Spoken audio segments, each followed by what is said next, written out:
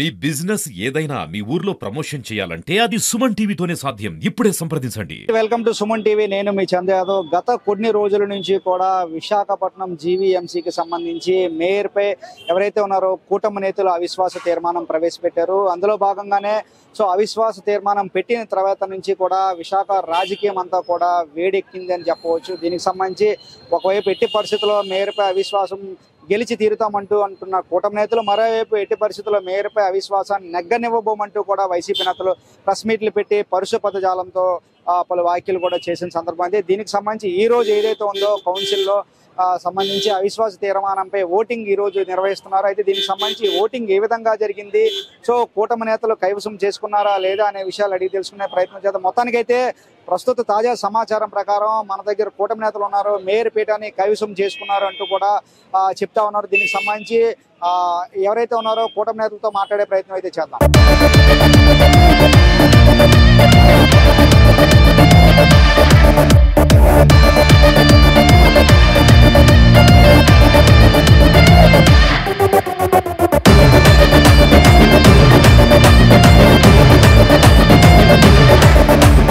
మాట్లాడేందుకు బీజేపీ శాసనసభ సభ్యులు విష్ణుకుమార్ రాజు గారు ఉన్నారు. సార్ చెప్పండి, ఈ రోజు ఈ విజయాన్ని ఎట్లా చూడొచ్చు? ఇది ఒక సంపూర్ణమైన విజయము, ఇది ట్రాన్స్పరెంట్ గా జరిగిన విజయము.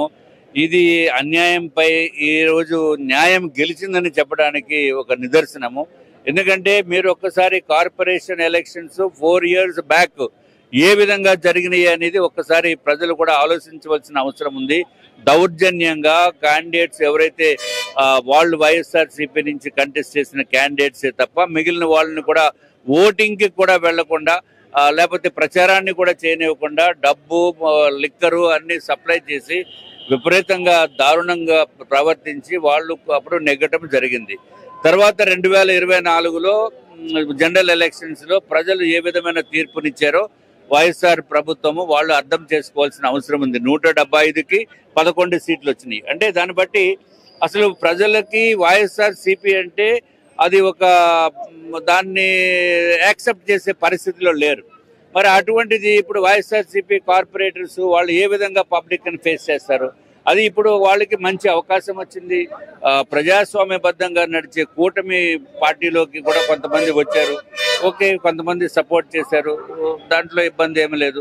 అట్లాగే ఫ్యూచర్లో కూడా డిప్యూటీ మేయర్ ఉంటే అది కూడా అంతే, అది కూడా will get a good support. And డెఫినెట్గా కూటమి ప్రభుత్వము ఇక్కడ నెగ్గుతుంది. కూటమి ప్రభుత్వం తాలూకా వ్యక్తులే ఇక్కడ జీవీఎంసీలో అధికారంలో ఉంటారు. గత కొద్ది రోజుల నుంచి కూడా వైసీపీ నాయకులు ప్రెస్ మీట్లు పెట్టి మేయర్ పై ప్రవేశపెట్టిన అవిశ్వాసాన్ని నెగ్గబోమంటూ కూడా సవాల్ విసిరిన సందర్భంలో ఈ రోజు జరిగినటువంటి అత్యంత ప్రతిష్టాత్మకమైన సమావేశానికి వైసీపీ కార్పొరేటర్ రాకపోవడాన్ని ఎట్లా చూడొచ్చు? ఇప్పుడు వైసీపీ కార్పొరేటర్లు వద్దామని అనుకున్నా వాళ్ళని అక్కడ బంధించేశారు. అక్కడ శ్రీలంకలో వాళ్ళంతా ఉన్నారు చాలా మంది, కొంతమంది కేరళలో ఉన్నారు. వాళ్ళ పాస్పోర్ట్స్ కూడా వాళ్ళ దగ్గర లేవు. సో వాళ్ళు ఎక్కడి నుంచి వస్తారు? వాళ్ళని నిర్బంధంగా బంధించినప్పుడు ఇక్కడకి వచ్చే అవకాశం లేదు. అయినప్పటికీ కూడా ఎవరైతే వాళ్ళ మనసుల్లో మాత్రమే కూటమికి ఓటు వేయాలనే ఉంది, కానీ ఫిజికల్ గా వాళ్ళు రాలేకపోయినప్పటికీ కూడా ఇప్పుడు ఇక్కడ మేము అవిశ్వాసం ఏదైతే పెట్టామో దాన్ని నెగ్గటం జరిగింది. ఇప్పటికైనా నేను చెప్తున్నాను, వైఎస్ఆర్సీపీ నేతలు కూడా ఒక్కసారి ఆలోచించి వాళ్ళని చెర నుంచి విముక్తి చేయండి. మీరు తాళాలు వేసేసి రూముల్లో పెట్టడం కాదు.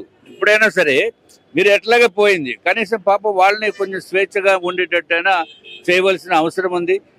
వాళ్ళని వదిలేయండి, ఎందుకు చెరలో బంధిస్తారు? ప్రజలే మిమ్మల్ని బయటికి పంపించారు వైసీపీని, ఇంకా వాళ్ళని పాపం అక్కడ పెట్టుకునే ఉపయోగం ఏముంది? మొత్తానికైతే కూటమి ప్రభుత్వం మేయర్ పీఠాన్ని కైవసం చేసుకుంది. త్వరలో మేయర్, డిప్యూటీ మేయర్లు ఎవరు అయ్యే అవకాశాలు ఉంది? అది కూటమి నేతలందరూ కూర్చుని డిసైడ్ చేస్తారు, ఎవరు మేయరు ఎవరు డిప్యూటీ మేయర్లు అని చెప్పి కూటమి వాళ్ళే డిసైడ్ చేస్తారు.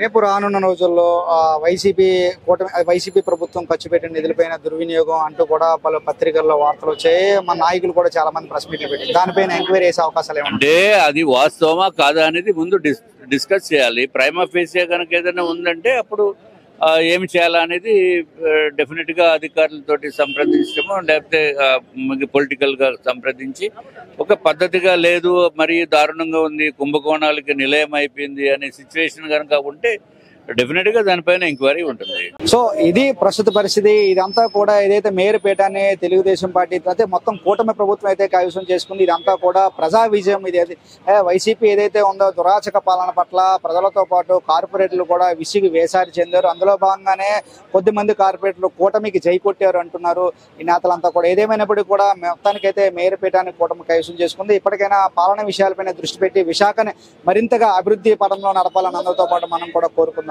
చూస్తున్నానండి సుమన్ టీవీ వీడియో జర్నలిస్ట్ రవితేజతో చందు, సుమన్ టీవీ విశాఖపట్నం.